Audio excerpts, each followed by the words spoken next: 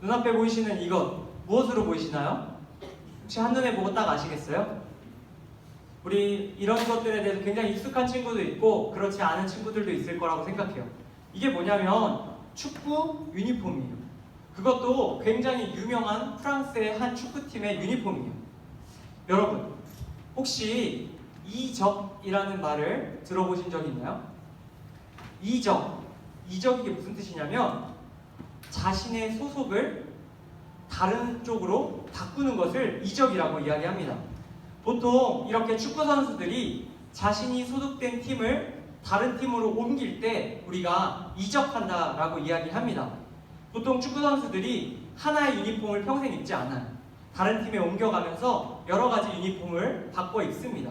여러 가지 팀으로 이적하는 거예요.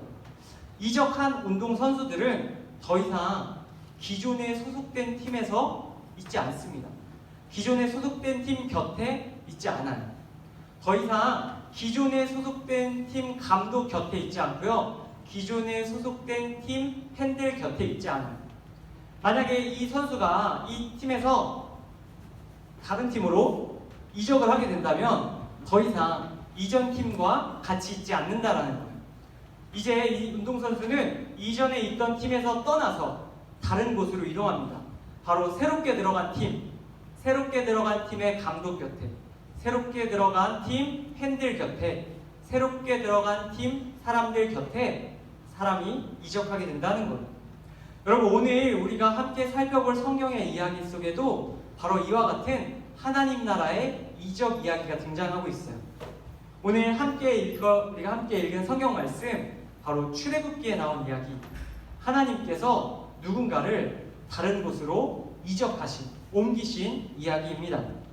오늘 함께 읽은 성경 출애굽기는 구약 성경의 몇 번째 성경이죠? 창세기, 출애굽기 두 번째 성경입니다. 출애굽기는 애굽에서 이집트 알죠? 이집트에서 하나님의 백성인 이스라엘 백성들이 겪었던 일들을 기록한 역사책입니다. 그런데 여러분, 왜 이스라엘 백성들이 왜 본인들의 고향을 버리고 다른 땅, 방금 이야기한 애굽, 왜 이집트에 들어가서 살게 되었을까요? 여러분, 그것을 알기 위해서 우리는 400년 전으로 더 돌아가야 됩니다. 400년 전으로 제가 1초 만에 들어가고 있습니다. 여러분, 이집트에 오늘 말씀의 배경으로부터 400년 전에 처음 방문했던 이스라엘 민족, 하나님의 선택받은 백성이 있었어요. 그 사람이 누굴까요? 요셉입니다. 여러분, 이 요셉은 창세기에 등장하는 4명의 족장 중에 한 명이죠. 아브라함, 이삭, 야곱, 요셉. 이 4명의 큰 족장, 큰 우두머리 4명이 있는데 이 아브라함, 이삭, 야곱, 요셉 넷은 친구죠? 아니죠. 아브라함, 이삭, 야곱, 요셉은 이제 증조할아버지, 할아버지, 아버지, 아들이에요. 여러분, 아브라함, 이삭, 야곱, 요셉 이렇게 4명이 있는데 그 중에서 세 번째 야곱은 나중에 이름이 바뀌어요. 4글자로. 무슨 이름으로 바뀌죠? 이스라엘. 맞아요. 이스라엘로 바뀝니다. 그리고 그 야곱의 아들 12명의 아들들이 이스라엘의 민족의 이제 가장 조상이 되는 거죠. 그 중에 요셉 12명의 아들 중에 아버지에게 가장 사랑받던 아들입니다. 그와 동시에 형제들에게 가장 뭐 받았죠? 미움받던 동생입니다. 이 요셉이 동생들의 형들에게 고난을 받고 땅굴 속에 들어갔다가 또 미디안 상인들한테 팔려서 노예시장에 들어갔다가 또 그 다음에 어디로 들어가죠? 보디발 장군 집에서 고생을 하다가 후에 나중에 어떻게 됐죠? 이집트의 총리가 됩니다. 이집트의 굉장히 높은 사람이 됩니다. 이집트에 요셉이 자리 잡게 된 거예요. 그리고 나서 요셉은 자기의 아버지 야곱, 후에 이스라엘이 된 이 야곱과 자신의 형제들을 이 이집트 땅으로 데려옵니다. 그러니까 원래 이스라엘 민족은 이집트에 살던 사람들이 아니었는데 이 요셉이 아버지 야곱, 이스라엘과 그의 형제들을 이집트로 데리고 온 겁니다. 그렇게 이집트에 요셉과 야곱과 그의 형제들이 가득 자리하게 됐어요. 그렇게 그들이 400년의 시간 동안 그곳에서 살았는데 이 아브라함의 자식인 야곱과 요셉, 이 이스라엘 백성들이 여기 요셉과 그때가 다 죽었어요. 400년이 지난 다음에 많은 이스라엘 백성들이 태어나고 죽고 했었겠죠. 여러분, 그런데 이 이스라엘 백성들이 다른 나라에서 온 이방인들이잖아요. 외국인들이잖아요. 그런데 그 땅에 원래 있던 이집트인들보다 숫자가 폭발적이게 늘어나기 시작했어요. 이스라엘 백성들이 이 이집트 땅에서 굉장히 많은 숫자로 늘어났다는 거예요. 이렇게 이스라엘 백성들이 많아졌는데 이것을 못마땅하게 여기는 사람이 있었어요. 그 사람이 누구냐면 바로 오늘 말씀 8절에 등장합니다. 우리 8절 말씀 함께 읽겠습니다. 시작! 요셉을 알지 못하는 새 왕이 일어나 애굽을 다스리더니. 여러분, 오늘 우리가 읽지 않았지만 8절 말씀, 1장 8절의 말씀에 보면 이 이집트에 새 왕이 세워졌대요. 이집트의 왕, 애굽의 왕을 이르는 용어가 있어요. 뭐라고 부를까요? 여러분들도 들어봤을 거예요. 파라오. 이집트의 왕들은 파라오라는 명칭이 있어요. 요셉이 있을 당시에도 이집트의 왕이 있었어요. 그런데 그때 그 왕은 요셉을 굉장히 좋게 생각했죠. 그래서 총리에까지 자리에 앉힌 겁니다. 그러니까 요셉에 대한 이미지가 좋다 보니까 이스라엘 백성들에 대해서도 관대한 왕이었어요. 그런데 요셉을 알지 못하는 새 왕이 일어났다고 나왔어요. 그러니까 요셉 때 있던 왕들이 죽고 이제 새로운 왕, 요셉의 이야기를 듣지 못했던 이스라엘에 대한 좋은 이미지가 없는 새로운 왕이 임명된 거예요. 그리고 그가 애굽을 다스릴 때 그의 눈에 가장 거슬리던 사람들이 바로 이스라엘 사람들이었어요. 이스라엘 사람들이 왜 이렇게 못마땅했을까요? 그 말씀은 바로 뒤에 나와요. 제가 읽을게요. 빨간 글자입니다. 이 백성 이스라엘 자손이 우리보다 많고 강하도다. 뭐하고 뭐하래요? 많고 강하대요.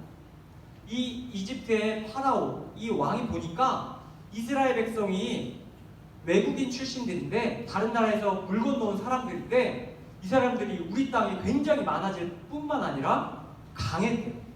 그 사람들이 굉장히 강력한 민족이라는 것을 이 애굽 왕이 알게 돼요. 이 이집트 왕이 그 사실을 알고 나서 다음 말씀에 두렵거대라고 합니다. 두렵다고 이야기해요. 왜 두렵냐? 이제 이 사람들이 많고 강한데 우리나라 안에서 다른 나라의 공격이 들어오면 이 사람들이 반란을 일으키고 괜히 우리 이집트인들을 내쫓는 거 아닐까? 라는 생각을 하게 됐던 거예요. 이집트인들이 이 이스라엘 민족에 의해서 점령당할까봐, 이 땅을 빼앗길까봐 이 파라오는 불안했던 거예요. 그래서 파라오는 이스라엘 민족을 이전보다 더 강력하게 지배하기 시작합니다. 어떤 방법으로 강력하게 지배하고 고통을 줬냐면요, 이스라엘 백성들이 굉장히 숫자가 많아졌잖아요. 그러면 여러분, 숫자가 많아지면 이걸 죽이려면 어떻게 해야겠어요? 아무 죄가 없는 사람들을 가다 때려 죽일 수 있어요, 없어요? 그거는 있을 수 없는 일이에요. 그러면 여러분, 있는 사람을 죽일 수 없으면 어떻게 하는 사람을 없애야 돼요? 새로 태어나는 사람을 죽이는 방법을 선택한 거예요. 그래서 이 파라오가 이렇게 말합니다. 어떻게 얘기했냐면, 야, 이제 이스라엘 백성들, 이스라엘에 일하는 모든 남자들에게 이전보다 훨씬 더 많은 일들을 시키고 훨씬 더 고생을 시켜라. 훨씬 더 고된 노동을 줘서 그들이 힘이 없어서 이제 아이를 낳을 수 없도록 만들어라. 이렇게 얘기한 거예요. 그렇게 이제 출산을 막는 사회적인 정책이 시작됩니다. 이스라엘 민족 사람들을 더 많은 일들로 고생시켜서 아이를 낳을 수 없도록 완전히 힘을 다 빼버린 거예요. 여러분, 그런데 놀라운 일이 일어나요. 무슨 일이 일어나냐면, 읽지 않았지만 성경에 보면 이렇게 나와 있어요. 학대를 받을수록 이스라엘 민족들이 더 어떻게 됐대요? 번성했대요. 힘을 쭉쭉 빼고 아기를 못 낳도록 굉장히 고통을 줬는데 오히려 아기를 더 막 잘 낳는 거예요. 숫자가 더 늘어나는 거예요. 이스라엘 민족들이 이집트 땅을 장악하기 시작하는 거예요. 이걸 보고 어이가 없었어요. 이 파라오 왕이 당황했어요. 내가 강력하게 지배하면서 이 사람들을 조절하려고 했는데 내가 지배하려는 대로 안 되니까 이 파라오 왕이 결국에 극단의 방법을 취합니다. 무엇이냐면, 아이를 못 낳게 하는 것이 안 되니까 낳은 아이들을 다 죽여야겠다고 생각해요. 그 중에서도 싸울 수 있는 아이, 즉 남자 아이들을 죽여야겠다고 생각합니다. 그래서 이 파라오가 이제 이스라엘 민족이 낳는 모든 남자 아기들은 다 죽여라 라고 명령을 내려요. 그런데 이 명령이 떨어질 때 태어났던 아기가 있었으니 그 아이가 바로 여러분이 잘 아는 누굴까요? 모세입니다. 이 모세는 이처럼 어려운 상황, 죽임을 당할 수 있는 상황에서 태어났던 아이예요. 이 모세는 태어나자마자 죽을 위기를 겪습니다. 그런데 여러분, 하나님께서 이 모세를 살리셔요. 갈대 상자에 이 모세를 넣고 어머니가 이 아이를 떠내려 보냅니다. 강 아래로.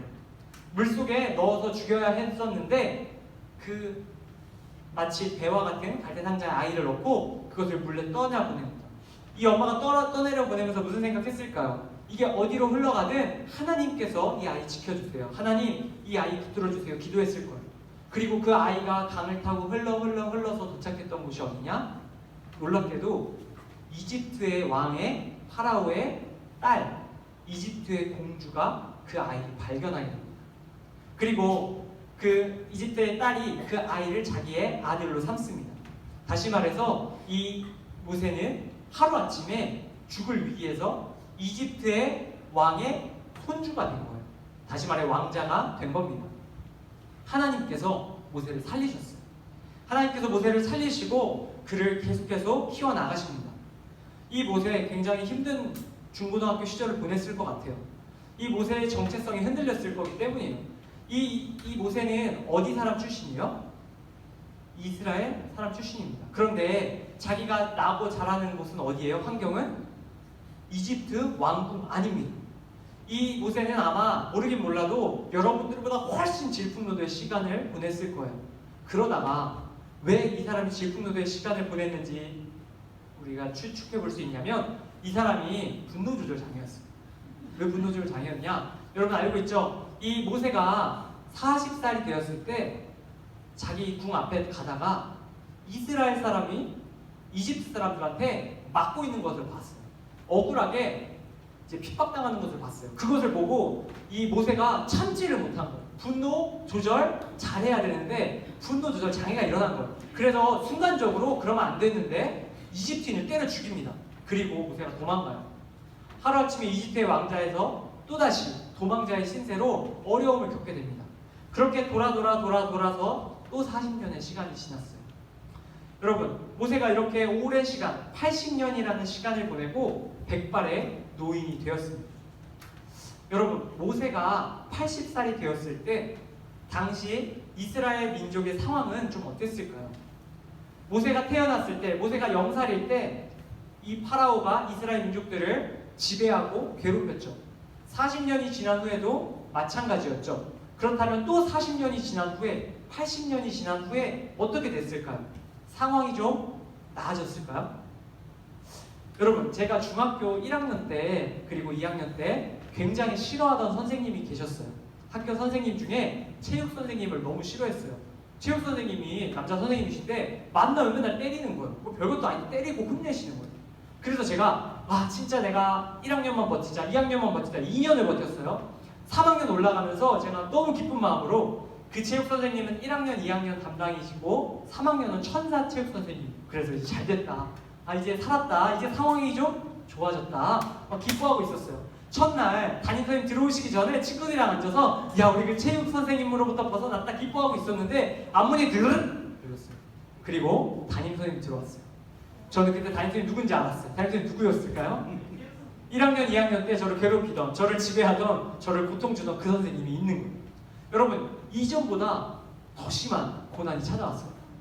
여러분, 마찬가지였어요. 여러분, 이스라엘 민족들도 처음에 40년 버텼어요. 그런데 40년이 지나고 또 40년이 지났을 그때에도 이전보다 좋아지기는커녕 더 심각해졌어요. 얼마나 심각해졌냐면 이 파라오 왕은 이 이스라엘 민족들을 죽일 생각으로 일을 시키는 것처럼 굉장히 심각한 일을 시켰던 거예요. 이스라엘 민족 곁에 파라오가 서 있었어요.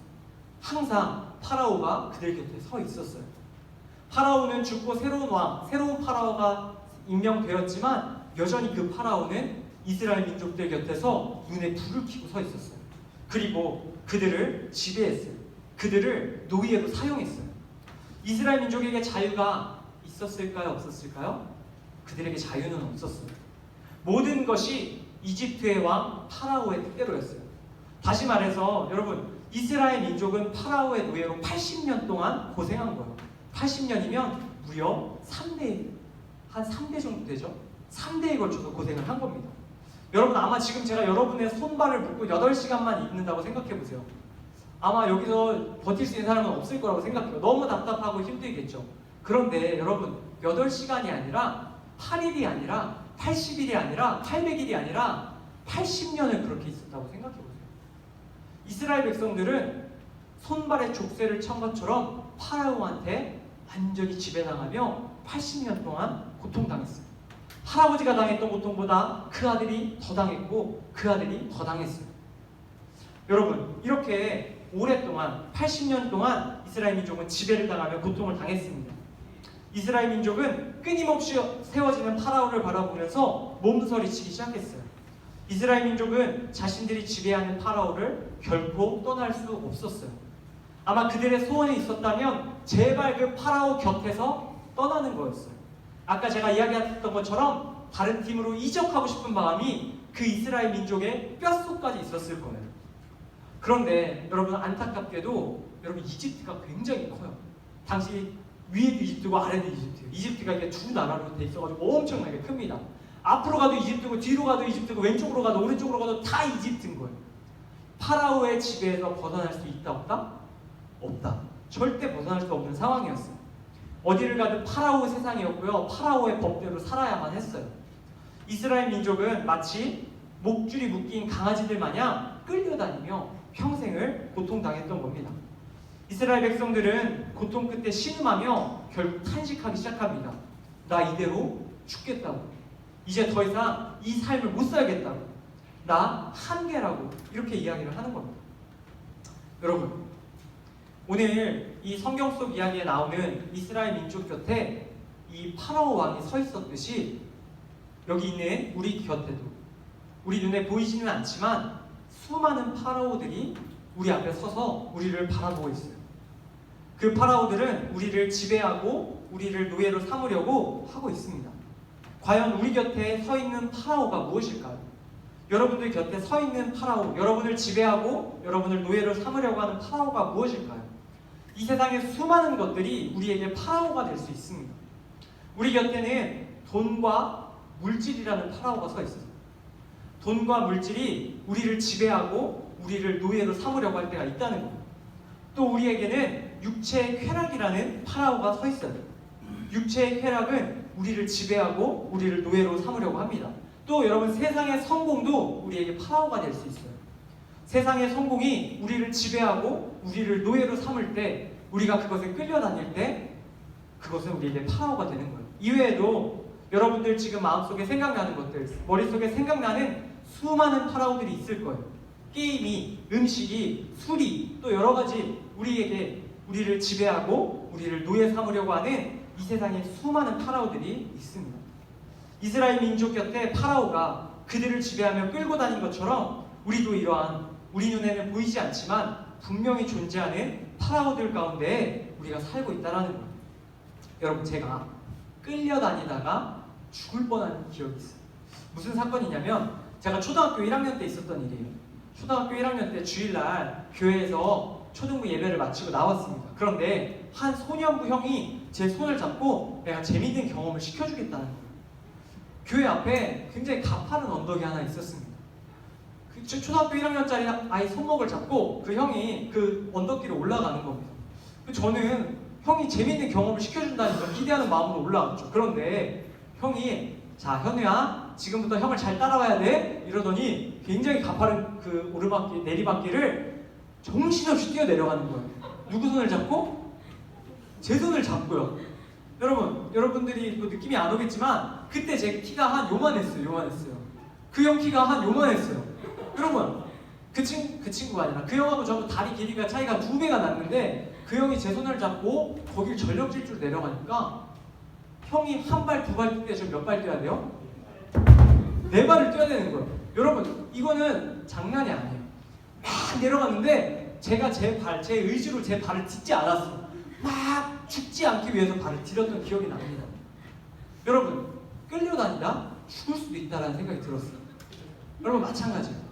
이스라엘 민족들 이 민족들이 파라오 곁에 있다가 끌려다니다 죽을 뻔하는 거예요.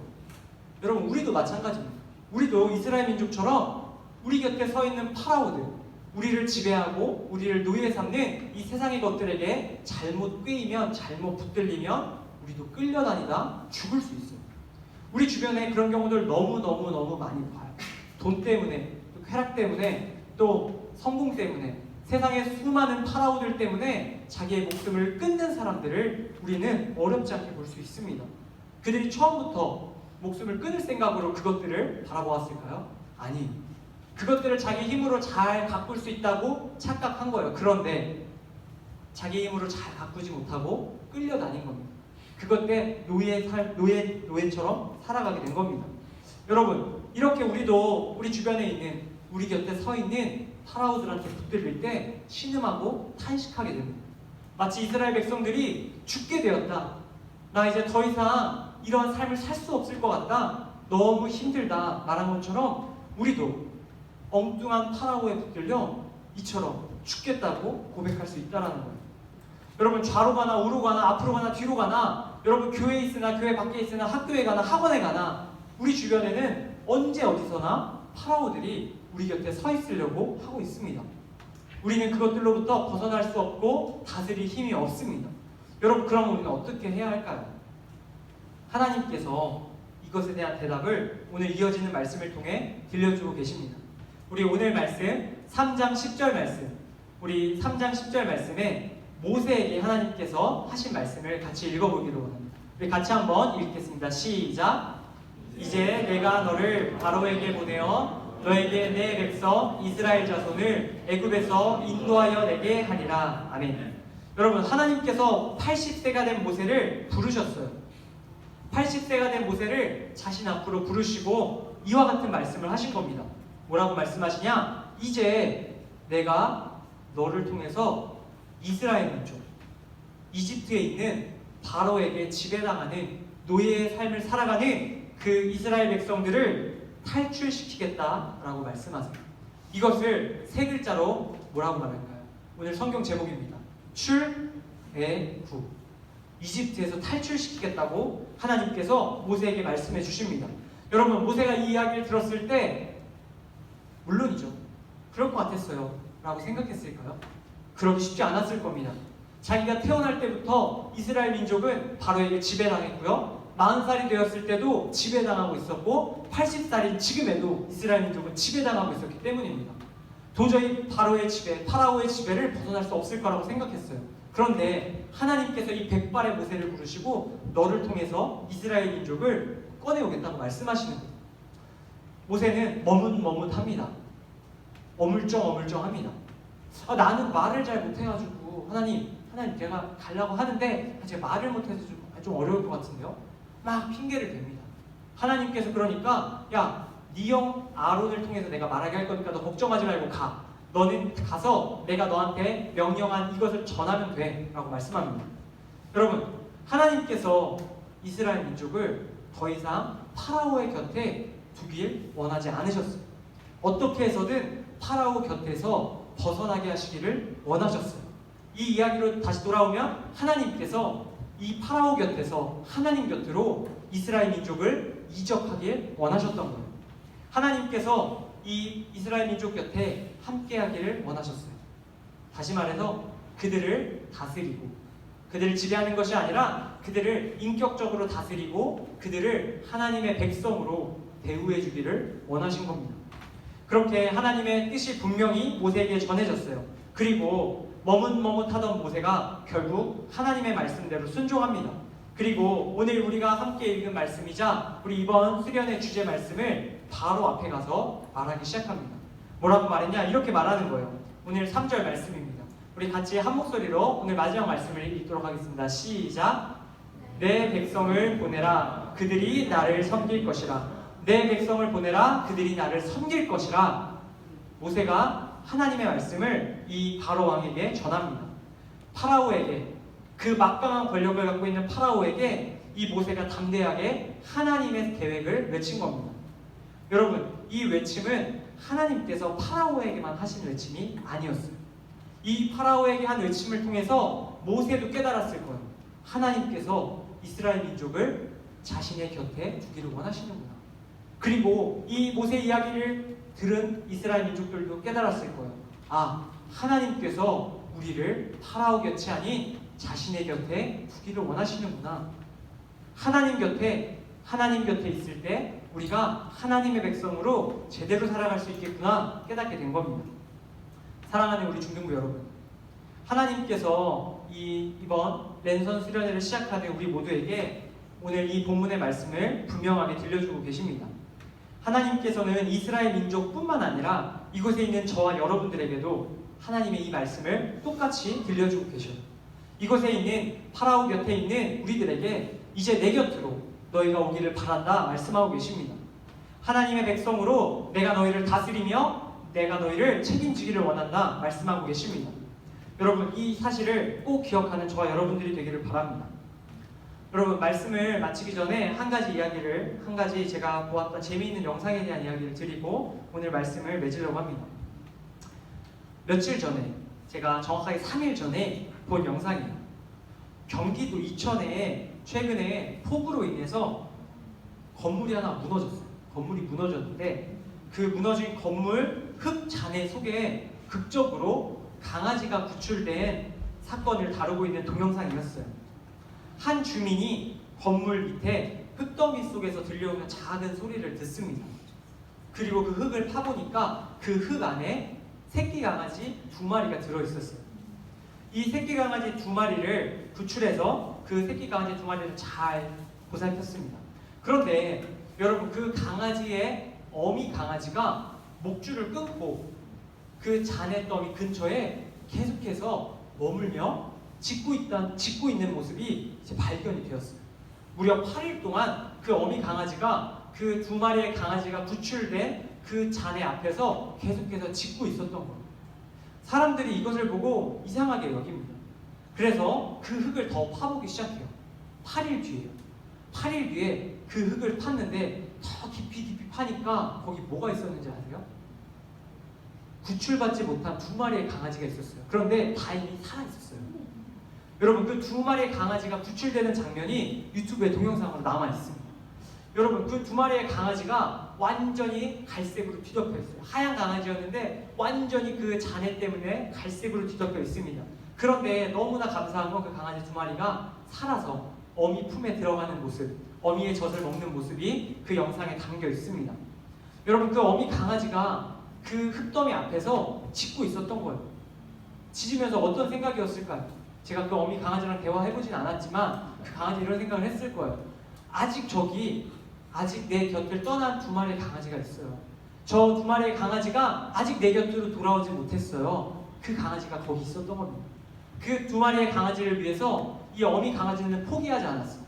이 강아지가 팔 수 있는 깊이도 아니었지만 그곳에 있는 거예요. 왜냐하면 그곳에 내 곁에 있어야 할 2마리의 강아지들이 있기 때문이었어요. 여러분, 저는 그걸 보면서 하나님의 마음이 이와 같지 않을까 생각 들었어요. 여러분, 하나님께서는 우리가 하나님 곁에 있기를 원하세요. 지금 우리가 파라오 곁에 있으며 마치 뒤덮여진 잔해 속에 있는 우리의 모습을 보시며 하나님께서는 현우야, 누구야? 내 곁으로 와라. 내가 너를 기다리고 있다. 내가 너를 찾고 있다. 내가 너에게 부르고 있다. 하나님께서 말씀하고 계신다는 생각이 듭니다. 여러분, 우리를 지배하는 이 땅에 수많은 파라오들이 있어요. 우리는 이번 한 주 동안 그 파라오들하고 정면 승부를 하는 시간을 갖습니다. 그런데 여러분, 우리의 힘으로 그 파라오들을 떠날 수 있을까요? 못 떠납니다.